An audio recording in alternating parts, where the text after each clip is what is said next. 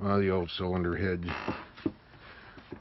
in here on a piece of scrap plywood on 2 buckets.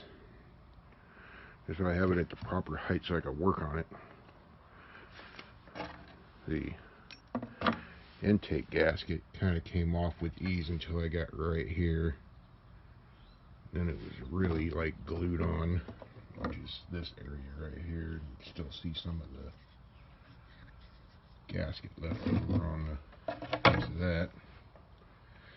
And this stuff, I'm finding little pieces like this.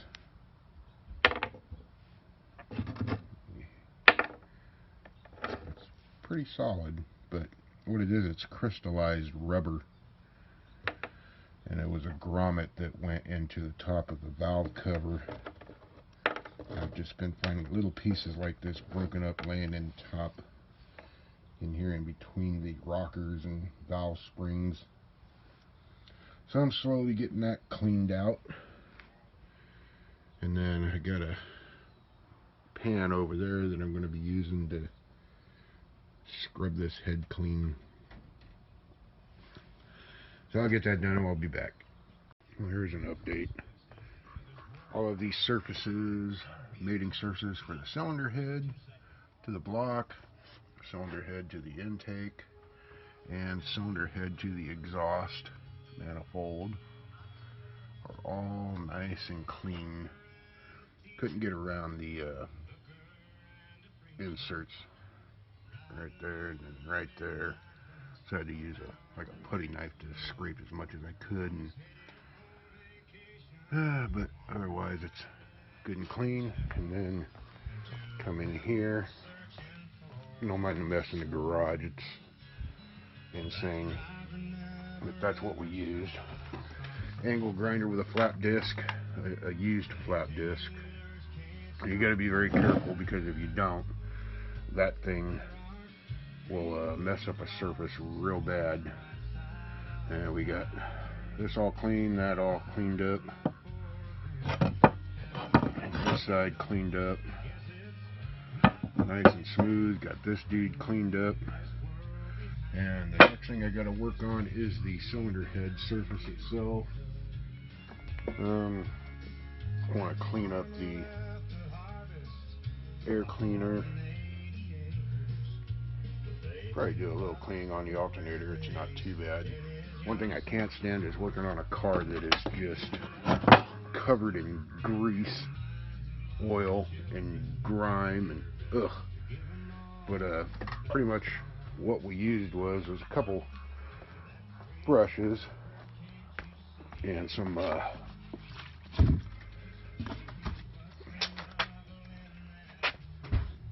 Super Clean, not sponsored. This is our cylinder head. This is the part that meets the surface of the top of the block, and I've already did some kind of cleaning up and around here with the flap disc over there, but right here I haven't touched yet. I just wanted to show you just how horrible it is and compare this to like this surface over here. Nice and clean, still got some dark spots, but that's basically just stains if anything. But it's nice and smooth. It's no pitting or anything like that. So she's coming along really good. So hopefully to get this finished and get this thing set back on the car tonight and the head bolts in, and work on probably a couple other things, and hopefully get this all buttoned back up and started tomorrow. So wish me luck. Well, I started to think about putting this back on the car, and I was like, wait a minute, we got to do valve stem seals. So I went and grabbed the package and got brand new valve stem seals. There's another one, different color banding, but this one over here is the one that came off of this one here. So we cleaned it all up, compressed it, and it's probably a pretty good thing. It's still a little pliable around here where it goes around the stump on the head, but up here it is rock hard. You could hear it. Take one of these ones, not as bad, but this thing is just horrible. I could probably take a pair of pliers and kind of squeeze it, and it would probably just shatter. This edge right here would probably be the only part that would keep it together. So yeah, that's what we're going to do. One down, got 7 more to go. Just for informational purposes, this first one right here, this is an exhaust valve. It came out clean. This one, not so. And that one is almost exactly the same. And this is it right here. This is one of the intake valves. That's just nasty. So we got to get that cleaned up, because that's horrible. Just got a little spiciness, but she was fine. Well, here's what we got done so far. Cylinder head is back in place. And sorry, I'm kind of missing some things here. It's been a couple days since I got the kind of like a 24-hour cold. No, not the Rona. But so I've been kind of sick for the last couple days, so I haven't been able to video much. But we got all the cylinder head bolts torqued down, 70 foot-pounds. Got the water neck, I guess is what you call it. I'm not even sure, but the thermostat goes in, and then the other water neck that goes to the hose goes there, and then part of the smog. The only part that was really kind of frustrating was dealing with the 2 bolts right there and right there, and I think you can see that one, but right under the distributor. And then there's a nut there and a nut there that go on a stud in the cylinder head. Those were a pain in the rear end. All 5 of these are 13 millimeter, including that one right there.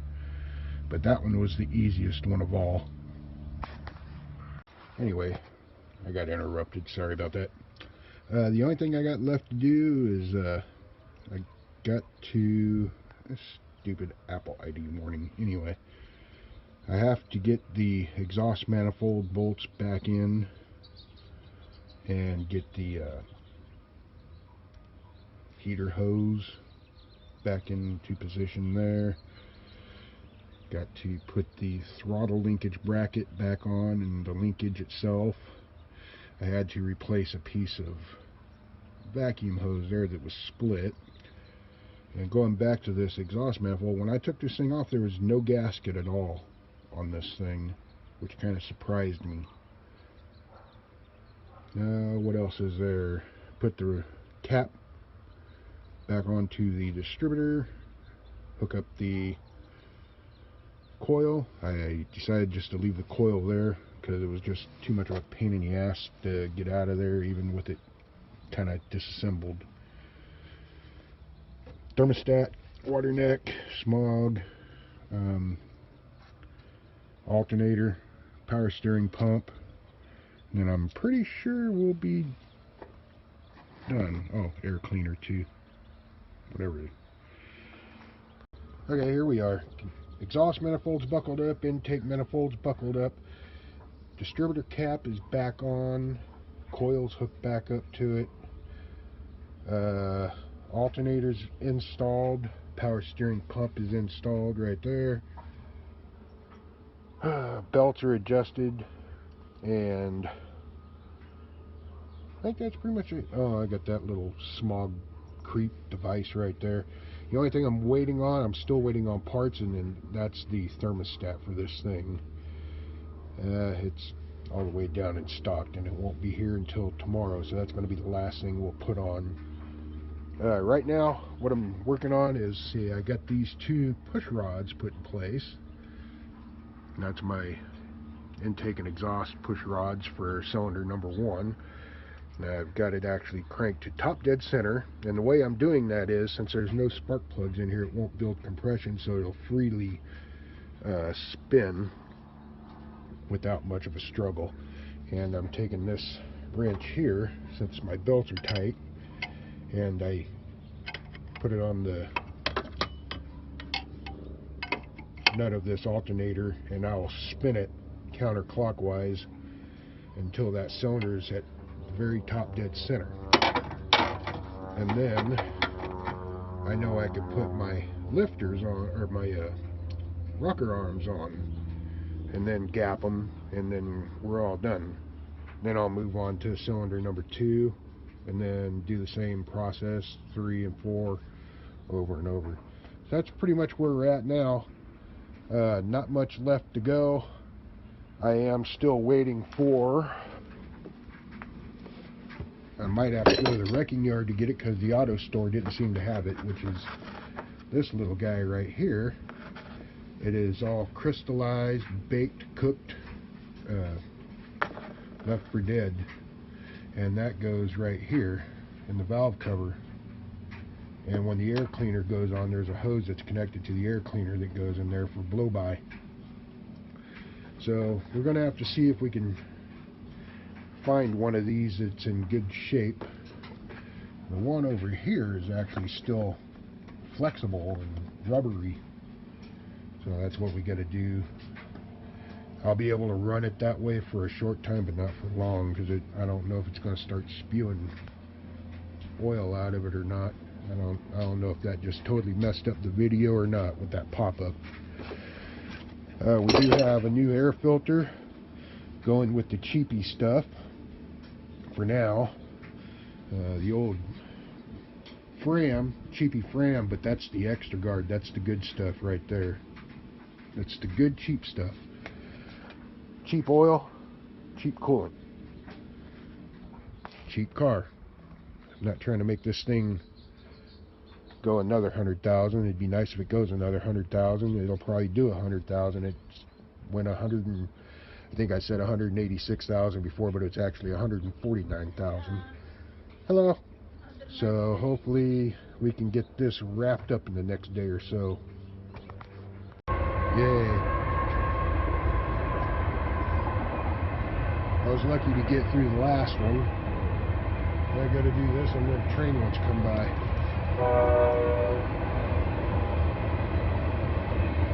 And it's really loud because it's on a train trestle above the neighborhood. Anyway, one thing about push rods, I've already checked all of the ones in this engine, and they're really straight. One of the ways to check and see if you have a bent push rod is put it on a very flat, level surface and just roll it across the surface. And if you see a gap anywhere underneath your push rod, as you roll it, you've got a bent push rod. And another way, I'm not sure if I'm going to be able to get this to line up right. That's going to be fun. Oh, there we go. We look through the little hole on one side, and if you see light through the other, you have no obstructions in the flow. But if you don't see that light, you either have an obstruction or you got a severely bent push rod. So all of our push rods are all good. They've all been cleaned up, even though my fingers are making it absolutely horrible looking again. Might be a good suggestion to wear rubber gloves. Been 3 days, 4 days working on this thing. I can get most of this stuff off, but right here and right here and here, I can get all this off, but there's still always like a residue that's in the pores of my skin that I just can't get out with the Gojo, or even the other hand cleaner that's got pumice in it. What I'm going to do is I'm actually going to show you me cranking the engine over. The only reason I want to do that is so I can look back at the video and make sure each of our rocker arms are functioning properly. I want to make sure that each one is actually pushing the valve down on each cylinder for the intake and the exhaust.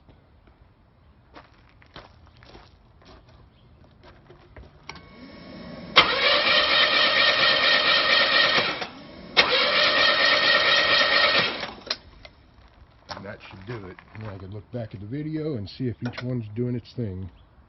Okay, I look back, everything looks absolutely perfect. So now I can move on to what now?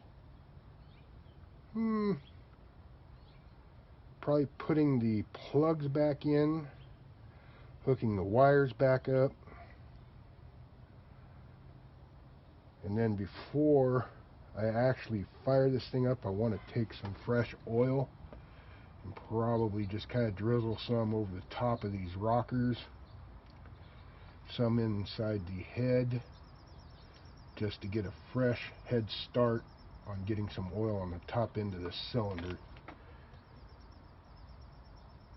And I think that's probably going to be as far as I can go until that comes in and I find a rubber grommet for that valve cover. So that should be it for now. We'll get those plugs installed and wires hooked up. So I know, had to skip a day because it was raining and I just could not get out here with the camera and video at the risk of getting the camera wet. But we got a grommet to fit the valve cover, even though it's not the proper one.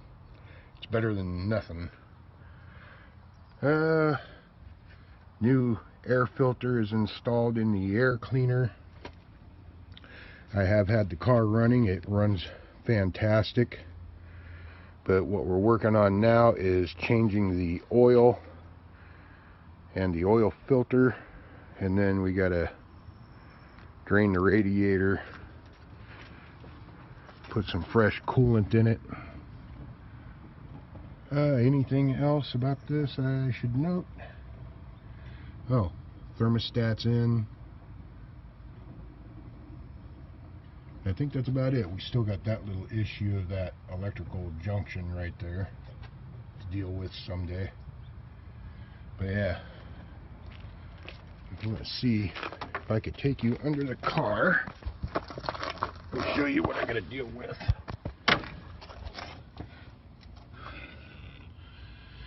No problem, right there in the open. But the oil filter is right, where's my finger? There it goes, right there, in between frame rail and the exhaust. And I think, okay, well maybe I can get it from over here because it does point that way. Uh-oh. What do we got here? Plastic shroud, and I can't really zoom out anymore because there's just no way. So I got to either remove this somewhere up here, and then there's two right here and right there, and I think I might be able to get this to move over enough to get that oil filter right there out. So thinking, what is that going to be? Probably a 7/16, 3/8 maybe. And then that one there is really small. It's probably like a 5/16. So I'll see what I can do and then give you an update. That is some ugly shit. Yuck.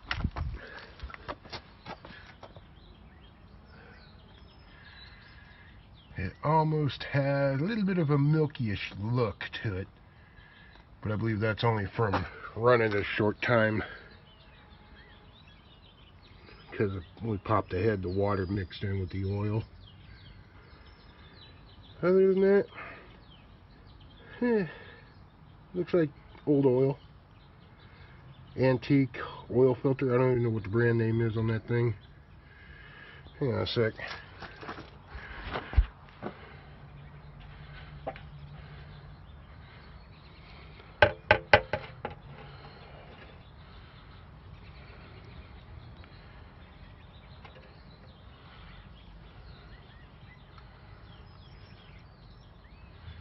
I don't even know.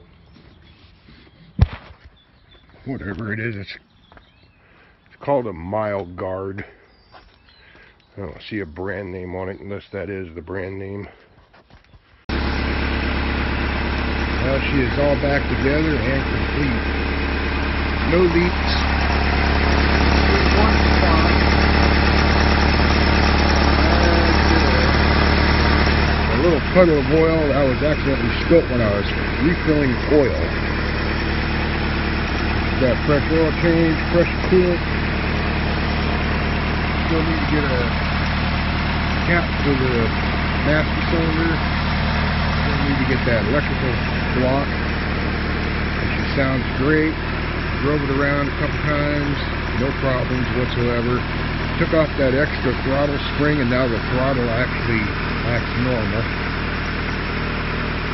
We are all done.